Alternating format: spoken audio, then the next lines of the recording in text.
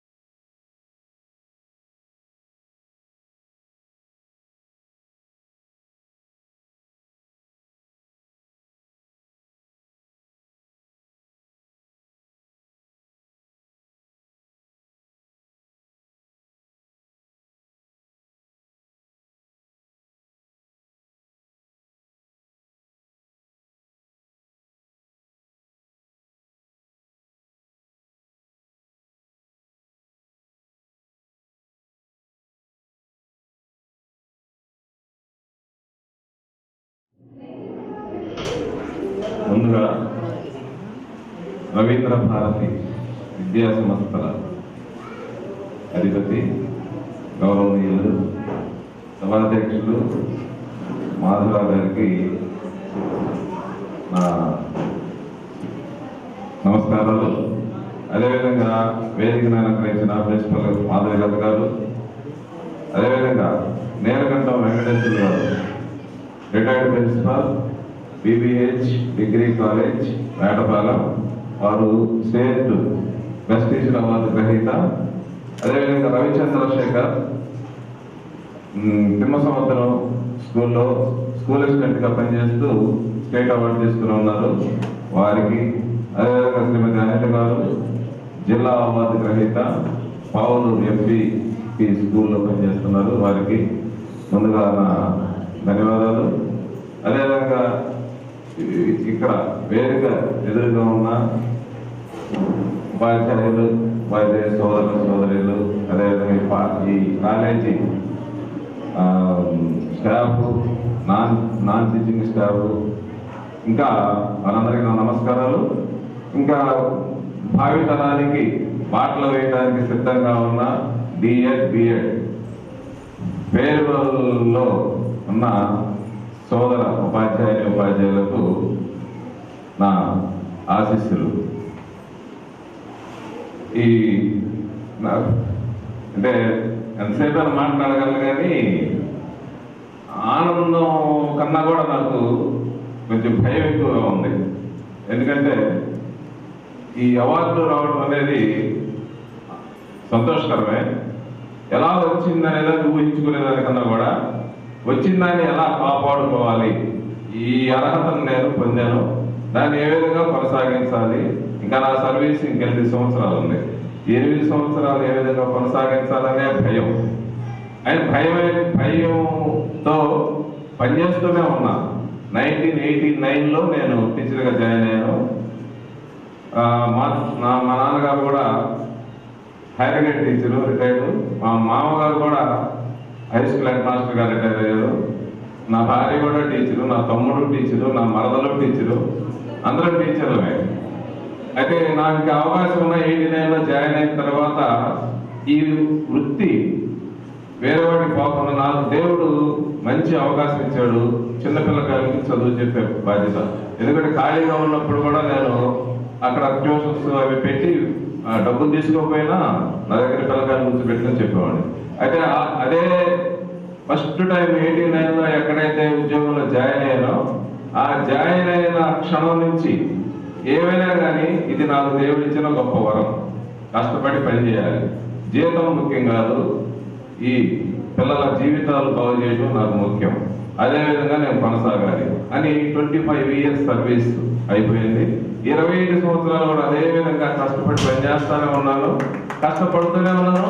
అయితే స్టార్టింగ్లో ఏ విధంగా అయితే మొదలు పెట్టానో అంతకన్నా ఉత్సాహం, ఇంకా సర్వీస్ పెరిగేటుంది.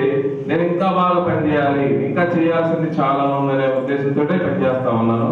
చిన్నప్పటి నుంచే ఉద్యోగం రాకముందు నుంచే చదువుకునేటప్పటి నుంచే కష్టాలు అనుభవించి ఒక పూట తిండి ఉండి లేక కూడా ఉన్న రోజులు, అలాంటి రోజుల్లోనే కష్టాలు అనుభవించారు. కాబట్టి ఆ కష్టాన్ని మర్చిపోకుండా నాకు ఈ అవార్డులు ఎన్ని వచ్చినా కానీ చాలా వచ్చినాయి. అవన్నీ చెప్పుకోవడం కూడా అనవసరం. ఎందుకంటే అవార్డు ముఖ్యం కాదు, ముందు మనం పని చేయాలి. ఎవరైతే కష్టపడి పని చేస్తారో దానికి ఫలితం ఉండదు.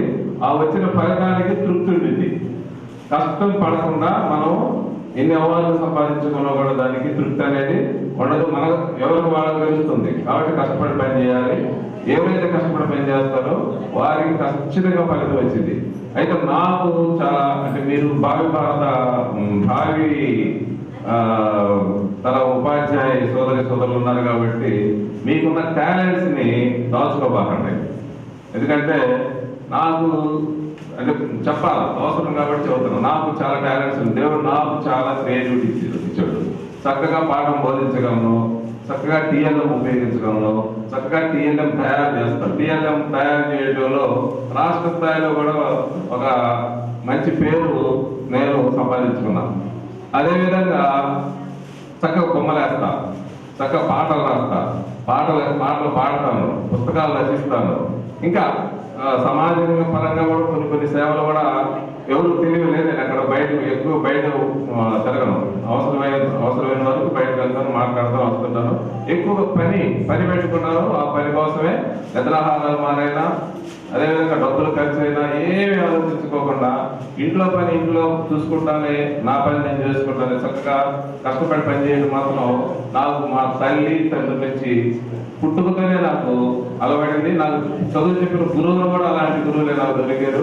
వాళ్ళలాగానే నేను కష్టపడి పని చేయడానికి చిన్న వయసు నుంచే అలవాటు పడ్డాను. ఖాళీగా ఉంటే మాత్రం ఇబ్బందికరం అని చెప్పి నేను ఒక పని నేర్చుకుంటా, ఈ పని పూర్తి చేయాలి అని దాని మీద నేను నిలకడగా ఉండి ఆ పని పూర్తి అయ్యేంత వరకు పట్టుదల చేస్తూ ఉంటాను.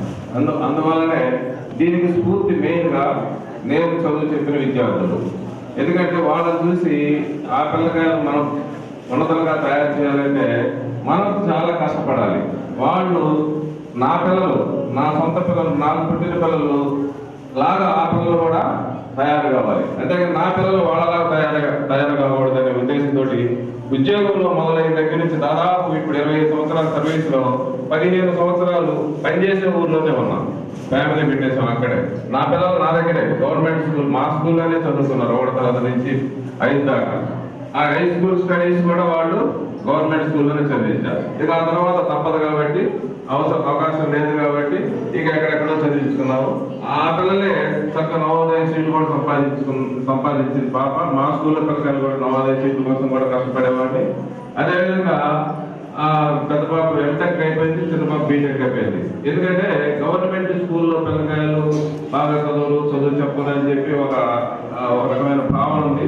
ఆ భావన పోగొట్టాలంటే ఇక రాబోయే తరం ఉపాధ్యాయులైన మీరు చక్కగా పనిచేయాలి, కష్టపడాలి, దాచుకోకూడదు. ఉన్నదాన్ని కూడా మీకున్న టాలెంట్స్ ని బయట పెట్టండి, ఇతరులకు స్ఫూర్తిగా ఉండండి. నాకు తెలియకుండా నేను చాలా మందికి స్ఫూర్తిగా ఉన్నాననేది నాకు ఎదురయ్యే నా సహోదర ఉపాధ్యాయులు నాతోటి మాట్లాడే విధానం ఎక్కడ కనపడ్డప్పుడు వాళ్ళ స్పందన, ఈ అవార్డు వచ్చిన తర్వాత నాకు వచ్చిన ఈ స్పందన బట్టి నాకు చాలా మంది అభిమానులు తెలియకుండా ఎంతో మంది అభిమానులు ఉన్నారనేది ఇప్పుడు నాకు తెలుస్తోంది. ఆ అభిమానాన్ని పెట్టి నేను ఆ సంతోషం ఎక్కువగా ఉంది కదా నాకు. ఈ అవార్డు వచ్చిన దానికన్నా కూడా మాధవరావు సారు ఈ కాలేజీలో 2 years బ్యాక్ నా చేత ఈ బిఎడ్ టిఎడ్ పిల్లకాయలకి టిఎల్ఎం వర్క్ షాప్ నిర్వహించడానికి అవకాశం కల్పించారు. ఒక దినమంతా కూడా నాకు అవకాశాన్ని ఇచ్చారు. అందుని బట్టి వారికి వారి ధన్యవాదాలు.